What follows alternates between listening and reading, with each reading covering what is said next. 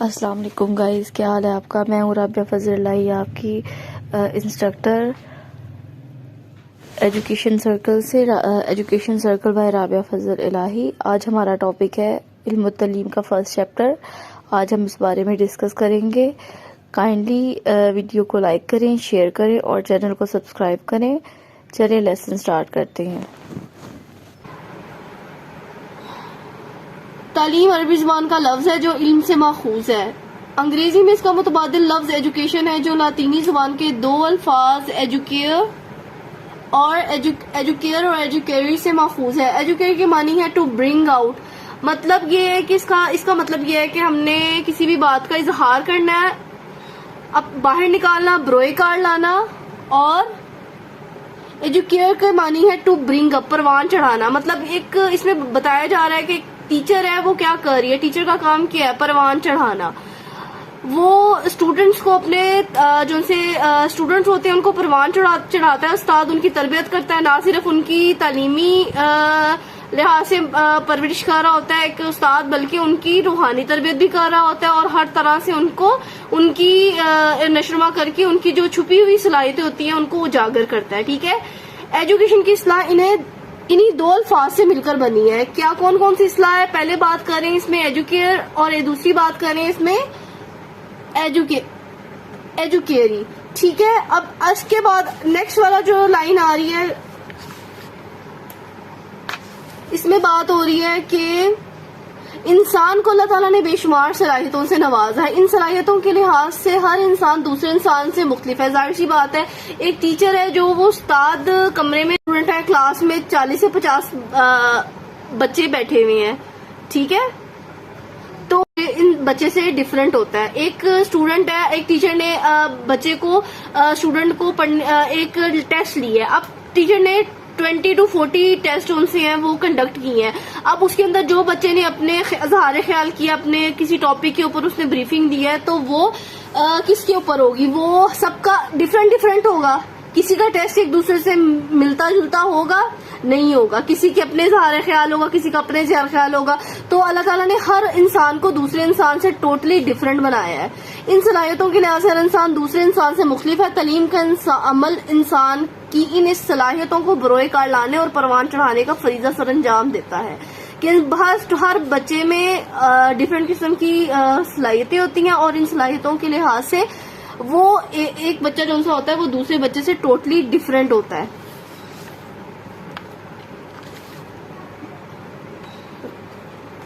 زندگی بسر کرنے کے قابل ہو جائے۔ تعلیم ایک ایسا عمل ہے جو متعلم بولتے ہیں، کس کو بولتے ہیں متعلم؟ اسٹوڈنٹ کو بولتے ہیں متعلم۔ اس کی شخصیت کی تکمیل کرتا ہے اور اس کی سیرت اور کردار کی اس طرح تعمیر و تشکیل کرتا ہے، مطلب اس کی کریکٹر بلڈنگ اس طرح سے کرے کہ وہ معاشرے میں اپنی انفرادی اور اجتماعی زندگی ایک کامیاب شہری کی حیثیت سے گزار سکے۔ اب کیا کرنا ہے؟ انفرادی زندگی کیا ہوتی ہے کہ اس کے اپنے کنسرنس کیا ہیں، اپنے ایک دوسرے سے تعلق ہے، اور اجتماعی زندگی کے اس کی سوسائٹی کے ساتھ، معاشرے کے لوگوں کے ساتھ کیسے تعلقات ہیں۔ کہ تعلیم انسان کی کریکٹر بلڈنگ اس طرح سے کیا کر رہی ہے کہ اس کی صرف انفرادی نہیں بلکہ اجتماعی لحاظ سے اس کو ایک اچھا شہری ہونے کے قابل بناتی ہے۔ تعلیم ایک ایسا عمل ہے جو یہ ہو گیا تھا۔ اب اس کے بعد کیا کرنا ہے ہم نے؟ تعلیم کے مندرجہ والا تعریف میں 4 پہلو نمایاں ہیں۔ اب تعلیم کی تعریف میں 4 مین پوائنٹ ہے۔ مین پوائنٹ کون کون سے آپ نوٹ کر لیں۔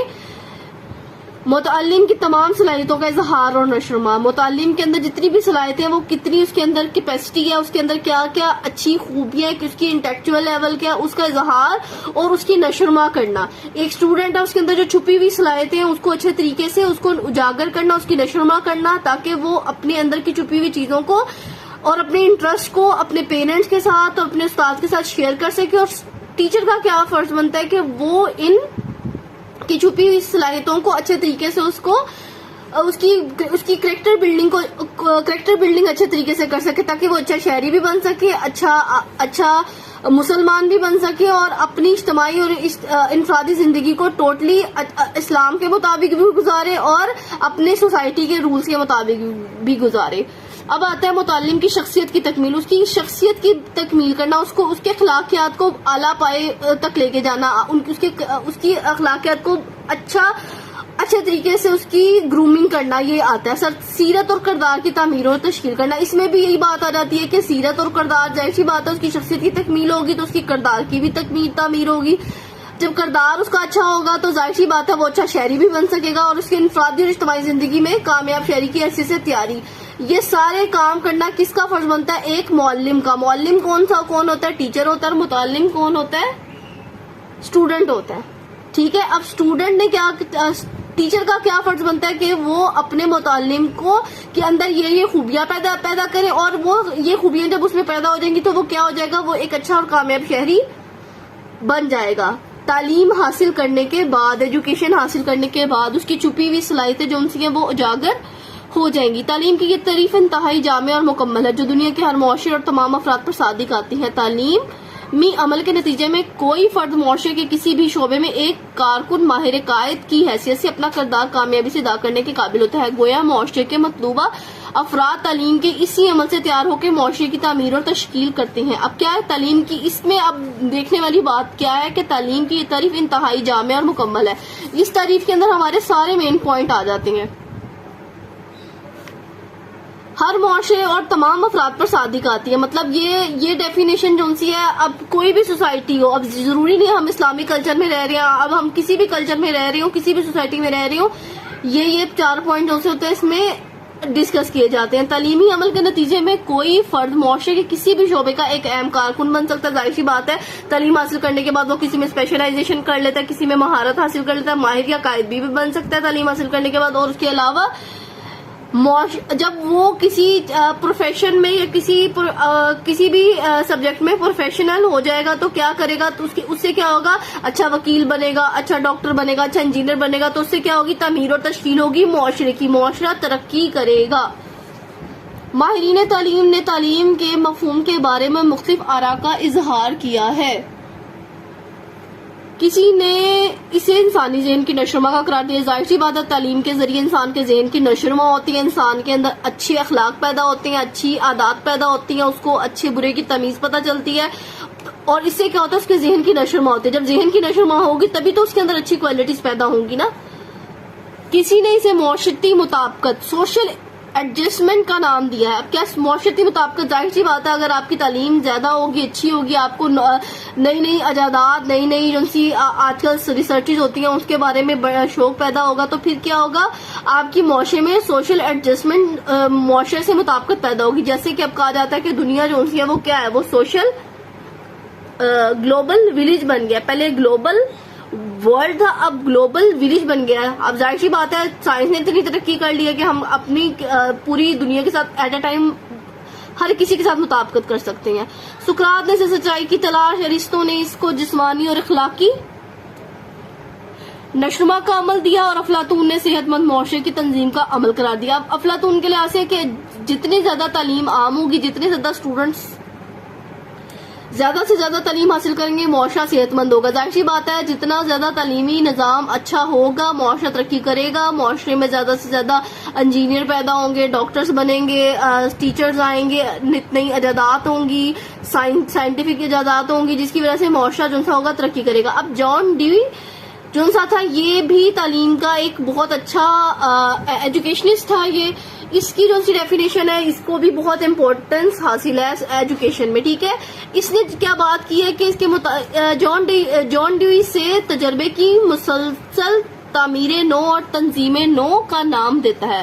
تجربے کی مطلب ہم ہر وقت ہر ٹائم لرننگ کر رہے ہیں, ہر وقت ہم کچھ نہ کچھ سیکھتے رہتے ہیں, ہر وقت ہمارے ساتھ کچھ نہ کچھ ہوتا رہتا ہے. اب ہم اگزامپل لے لیتے ہیں, ہم کلاس میں بیٹھے ہوئے ہیں, ٹیچر نے ہمیں کچھ ورڈز سکھائے ہیں, ان ورڈز کا ہمیں پہلے نہیں پتا تھا, ان الفاظوں کا ہماری اس پہ مہارت نہیں تھی, ہم نے کچھ نہ کچھ ڈیلی سیکھا, ہم نے نئی چیزیں حاصل دیکھی, ہم موبائل پکڑتے ہیں, ہم نئی چیزیں نیو اپلیکیشن دیکھتے ہیں, ہمیں ڈیلی کوئی نہ کوئی ہماری لرننگ ہوتی رہتی ہے. تو یہ کہ ہماری مسلسل تعمیر نو بھی ہے اور تنظیم نو بھی ہے. کی حقیقت یہ ہے کہ تعلیم انسانی زندگی کے ان تمام پہلوؤں کی مسلسل نشوونما کرتی ہے, نشوونما اور بلیدگی کا عمل ہے. تمام پہلو, ہر وقت انسان لرننگ کے پروسیس میں رہتا ہے, ہر وقت کچھ نہ کچھ سیکھتا رہتا ہے, جو انسان کی شخصیت کے نکھار اور اعلیٰ کمال کے حصول کا باعث بنتا ہے. اس کی شخصیت میں نکھار آتا ہے اور اعلیٰ کمال اس کے رویے میں بھی چینجنگ آ جاتی ہے. اب آپ صلی اللہ علیہ وسلم نے فرمایا کہ کیا پڑھے لکھے اور جاہل برابر ہو سکتی ہیں؟ کیا ان پڑھ اور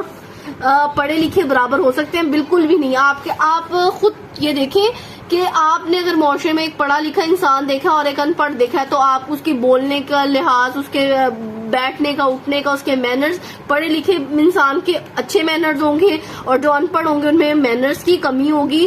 بعض ان پڑھ انسان میں بھی بہت زیادہ مینرز ہوتے ہیں، اس کی اپوزٹ بھی ہو جاتا ہے. لیکن تعلیم جو سی ہوتی ہے وہ انسان کی کردار میں بہت زیادہ تبدیلیاں لے کر آتی ہے اور بہت زیادہ چینجنگ لے کے آتی ہے، جس کی وجہ سے اس کا کردار میں نکھار بھی پیدا ہوتا ہے اور اعلیٰ کمال کے اس کے اندر ہیبٹس اور مینرز بھی آتی ہیں.